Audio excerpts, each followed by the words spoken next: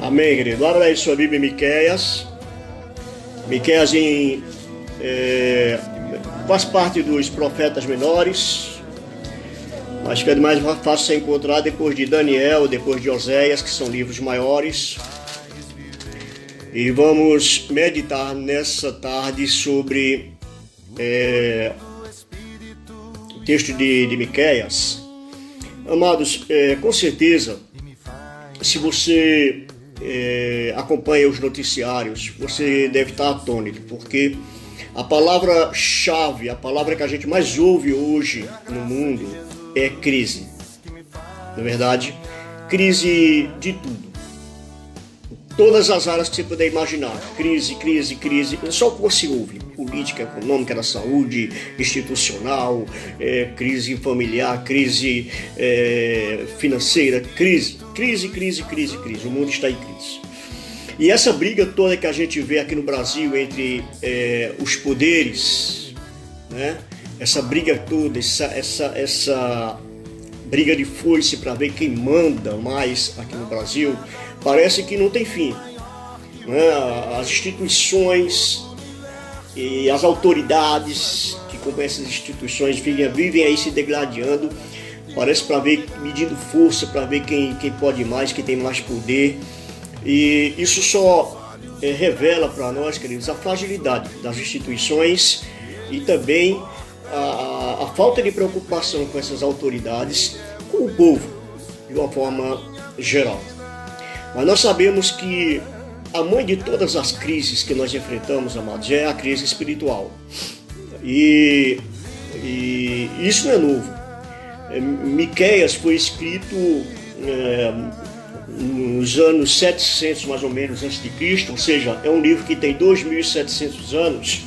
E Miqueias, já naquele tempo, ele já denunciava, queridos, essa crise institucional no meio do seu povo, no meio de Israel, entre as autoridades do seu povo. E o livro de Miqueias, que são 7 capítulos, ele é todo o livro fazendo denúncias contra as instituições e contra as autoridades.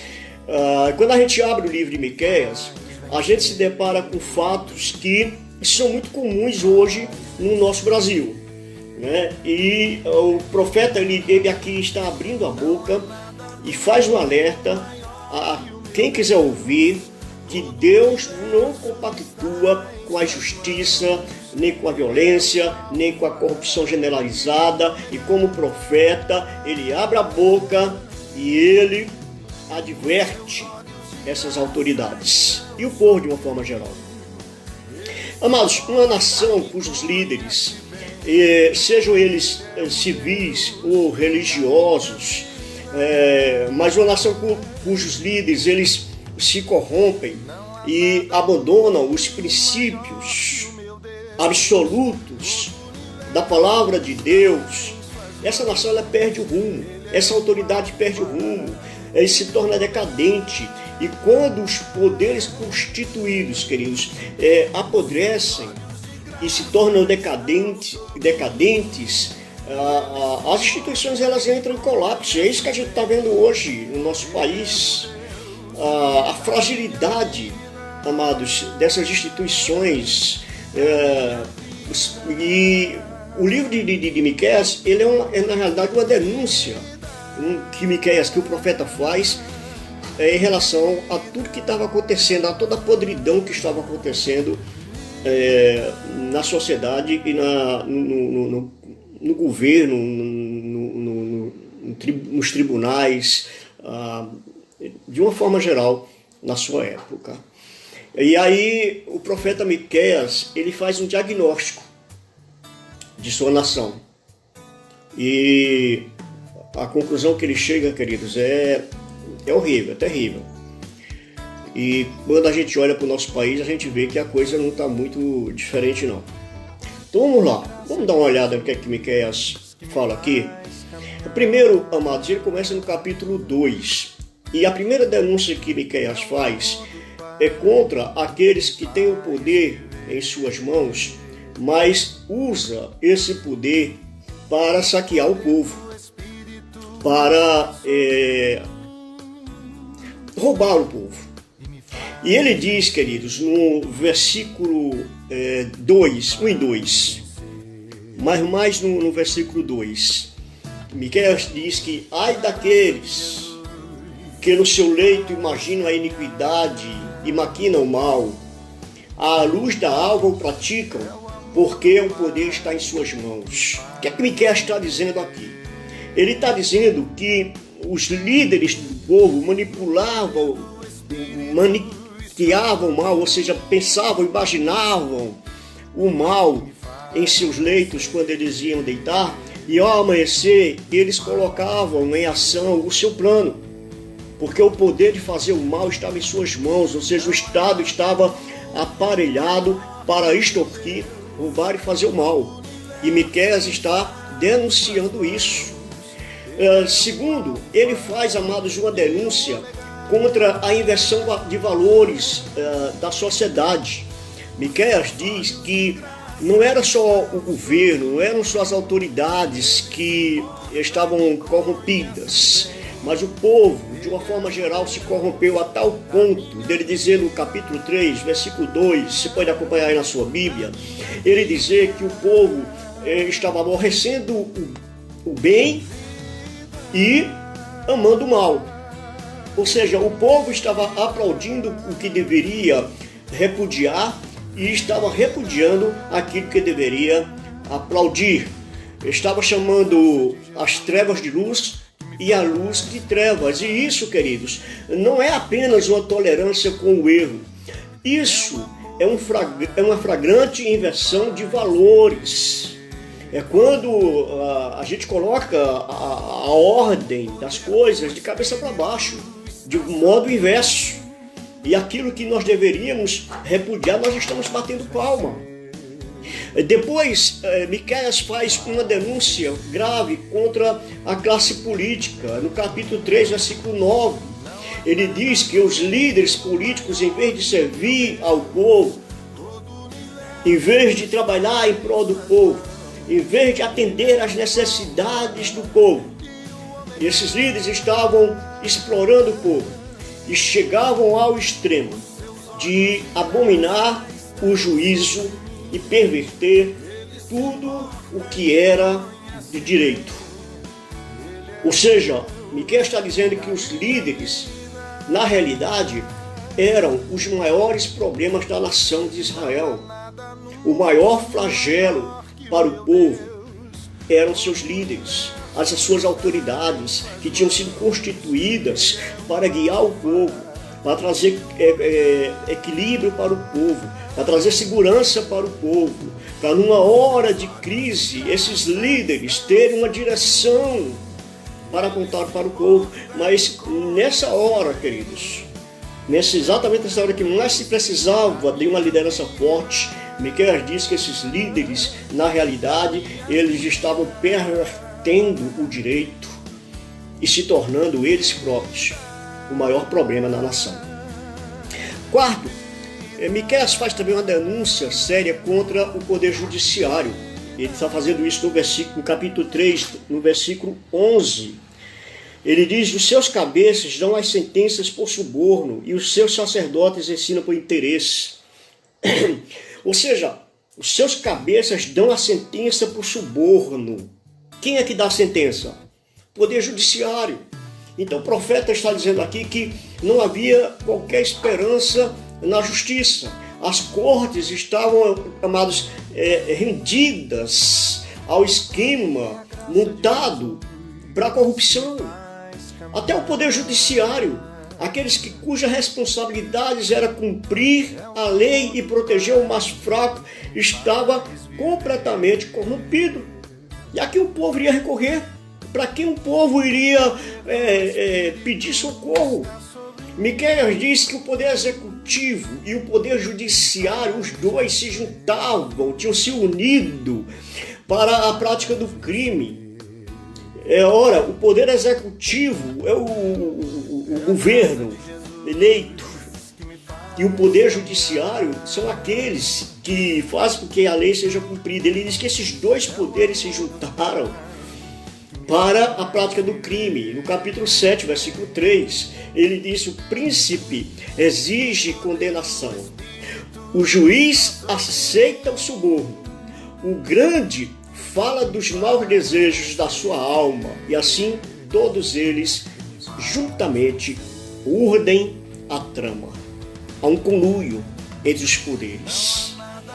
Meus irmãos, uma coisa é um dos poderes constituídos se corromper. Outra coisa muito mais séria é quando os poderes se unem para a prática do mal. Havia uma ação criminosa, uma teia criminosa armada que sugava o Estado e, consequentemente, oprimia o povo. E Miqueias está denunciando isso. Mas não para por aí. E talvez a denúncia mais grave de Miqueias nós encontramos no capítulo 3, no versículo 5 e no versículo 11. Porque Miqueias aqui, ele está denunciando que a religião não ficou isenta desse estado de corrupção. Ele diz no versículo 5, querido, no capítulo 3, versículo 5, os profetas fazem errar o meu povo. Os profetas, queridos, que tinham sido ungidos para estar ali, sendo luz para a nação, no momento de caos, no momento de trevas, no momento de desesperança, no momento de tanta coisa ruim acontecendo, esses profetas, eles estavam fazendo com que o povo tomasse um caminho errado. Eles estavam guiando o povo pelo caminho errado. E no versículo 11, o profeta completa: os seus sacerdotes ensinam por interesse e os seus profetas adivinham por dinheiro. Que tristeza, irmãos. Que situação. Os profetas deixaram de pregar a palavra de Deus com fidelidade, com isenção, com autoridade do alto, para render e entregar a sua consciência ao lucro, ao engano, ao poder. Que tristeza quando a própria religião se corrompe. Mas por último, Miqueias denuncia, amados, a corrupção da família. E a família, queridos, é o último reservatório moral da nação. Se a família cair, a nação cai junto. Se a família entrar em decadência, a sociedade se chafurda na lama. E Miqueias diz no capítulo 7, versículo 6, ele diz o seguinte, queridos, você abre aí sua Bíblia nesse texto, capítulo 7, versículo 6, veja só que tristeza. Porque o filho despreza o pai, a filha se levanta contra a mãe, a nora contra a sogra. Os inimigos do homem são os da sua própria casa. Você já imaginou quando os nossos inimigos se tornam os nossos mais íntimos? Aqueles da nossa casa, o nosso pai, a nossa mãe, a nossa nora, o nosso sogro. Quando esses se tornam os nossos adversários, como é complicado isso. E Miqueias, ele diz que, queridos, nenhuma nação, por mais poderosa, por mais rica que ela seja, ela pode ser uma nação forte se as suas famílias estão enfraquecidas. O resultado dessa decadência familiar, a gente vê no capítulo 7, no versículo 2, quando Miqueias diz: pereceu da terra o piedoso, e não há entre os homens um que seja reto. Todos espreitam para derramar sangue, cada um caça a seu irmão com rede. Cada um caça a seu irmão com rede. E aí, no final do livro, no versículo 13, vem a sentença de Deus. Porque, queridos, tem pessoas que pensam que Deus está dormindo.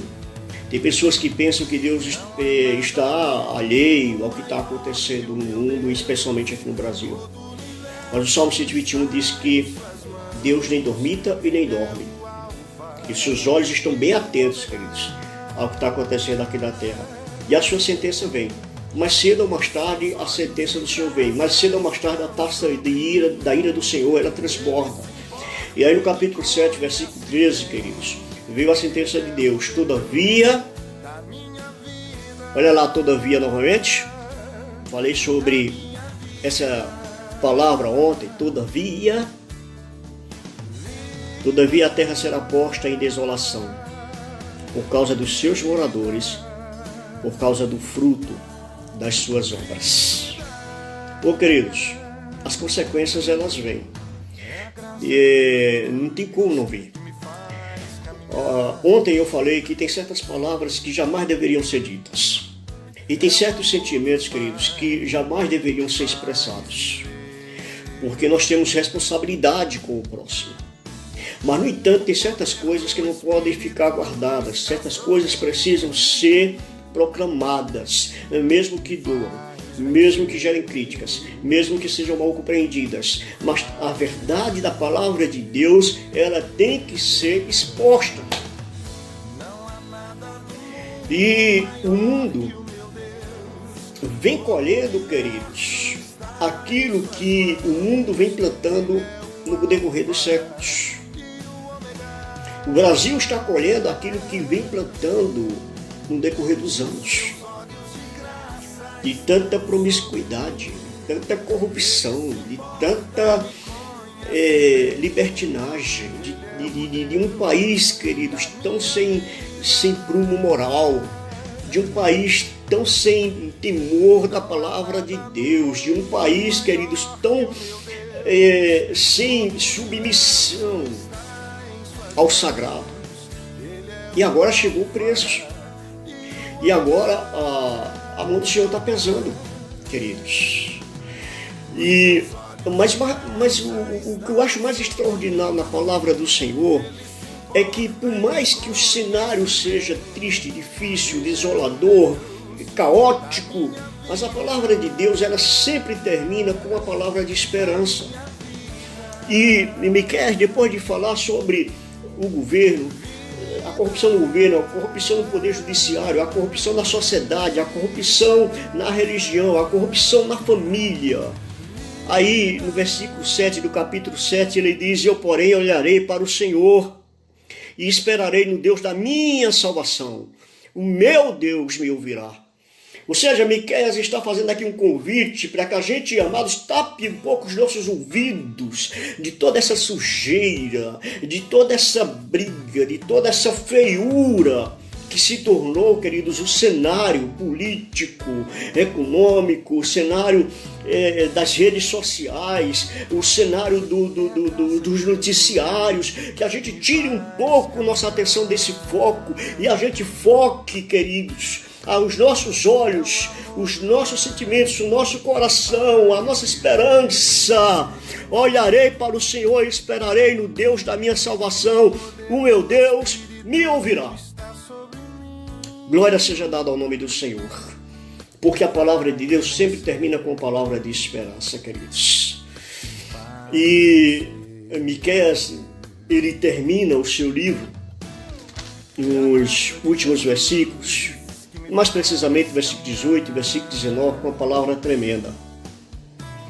Ele diz: quem, ó Deus, é semelhante a ti, que perdoas a iniquidade e te esquece da transgressão do restante da tua herança.